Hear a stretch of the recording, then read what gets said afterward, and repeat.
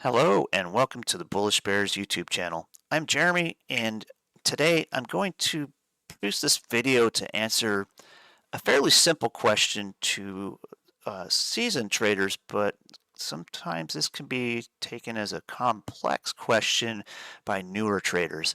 Eventually you'll get the hang of it, I promise, but let's start somewhere. So the question being, defining the meaning of an EOD order. EOD is an acronym for end of day. And this question is kind of loaded into a couple other orders that you need to be aware of as well. But let's start from the basic and move our way into this. So EOD order or end of day order is typically going to be something that takes place in a time frame of opening market hours to closing market hours. And the day session is specified by starting at 9:30 a.m. and ending at 4 p.m. Eastern Standard Time. So in effect, most of the EOD orders that you place, whether you have placed them during an after hours time of market or during the middle of the day, is still going to specify that time by default. So anywhere from this 9:30 a.m. open to the 4 p.m. close.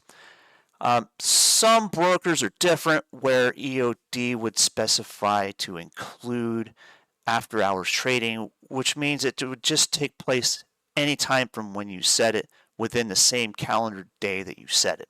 And that could be from midnight to midnight, quite literally. It goes hand in hand with the other order, which is GFD, or good for day.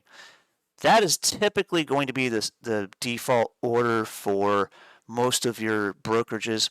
And the order means, in most cases, unless it specifies to exclude after hours time, be the same. It'll be a calendar day order, anytime from midnight to midnight.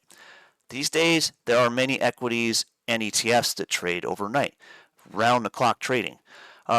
The only time you'd have an issue is on the weekend, so Saturday and Sunday, and that's even tight as well. So it would be 12:01 a.m. Saturday would be market close. Your order is going to be in the queue to take place on Sunday evening or Monday morning at 12:01 a.m. Monday morning.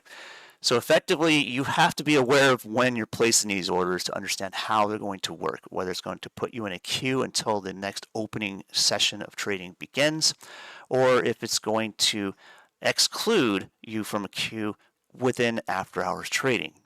There are drop-down menus typical to these orders that you can scan through and get to know the details of them. Some brokers actually will default to another type of order that can get you in trouble, so you got to be careful with this one, and is typically a market order.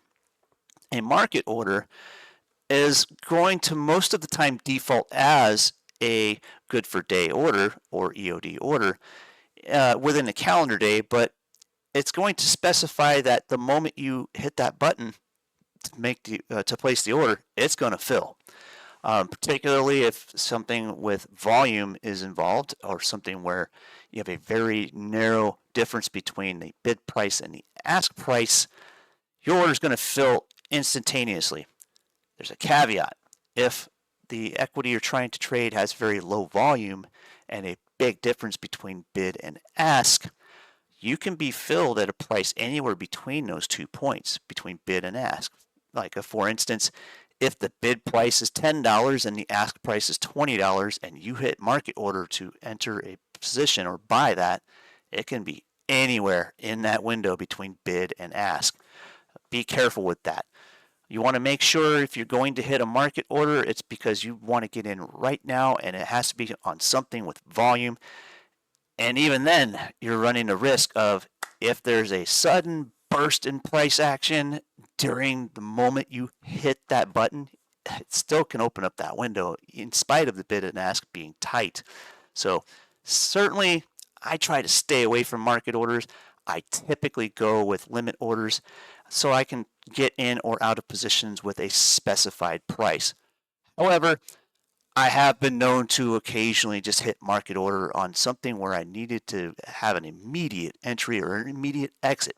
It does happen. Next is going to be your good until canceled order. That is kind of the be-all, does-all order for specific time frames. This can include typically a default period of about 90 days with most brokers. Some brokers will call a good till canceled order a good till month, 30 days. You got to kind of pay attention to what those drop-down menus are telling you.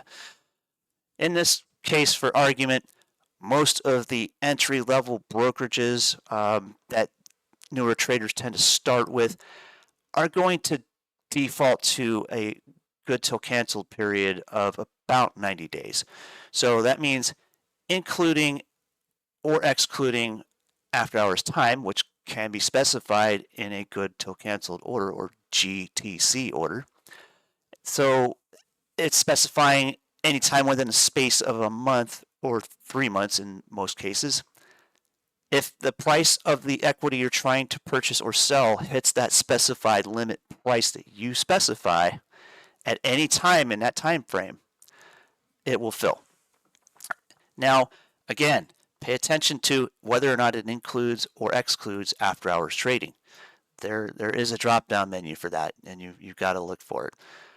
All right, well, that concludes this video. I hope to see you in the next one. Thanks for joining, and hopefully you've enjoyed this and learned something from it. If not, I hope you're at least entertained and watch me kind of muddle through it.